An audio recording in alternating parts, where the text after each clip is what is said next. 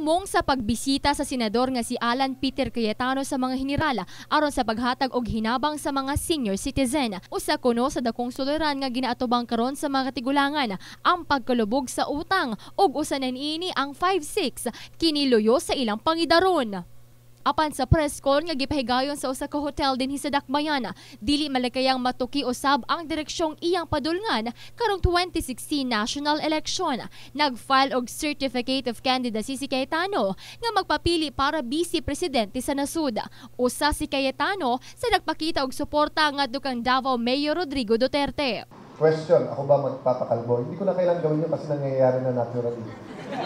Tumataas na mag-isa. So, ang support ko ay natural ang dating. Will we see a Duterte candidate? I pray and hope so. But siya lang makakasagot. Sa isyong peace and order sa Mindanao, wala man kuno nakasinati og mga kalamidad sama sa bagyo. Apan nagaantos ang mga Mindanaon sa walay kamatayang gubot sa Mindanao. Generally, hindi talaga tinatama ng bagyo ang Mindanao. Ang problema nga po, yung peace and order, especially dun sa papuntang ARM. Kaya gusto din naman natin ma-solve talaga yon.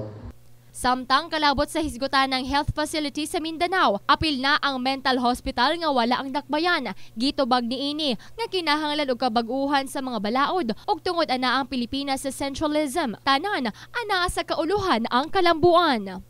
Kahit rehab, I don't know if you have a big rehab. Kami sa Metro Manila, katabi na namin ang Camp Bagong Diwa.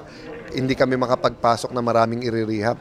Talagang napaka-konti ng facilities kasi nga, one, nakafocus lahat sa Metro Manila. Diba? Number two, hindi inclusive Sa pagkakaroon, padayon niining ginaduso ang kabaguhan nga maangkon lang kung si Duterte ug siya ang mangulo sa Pilipinas. Jessa Leduna, Brigada News.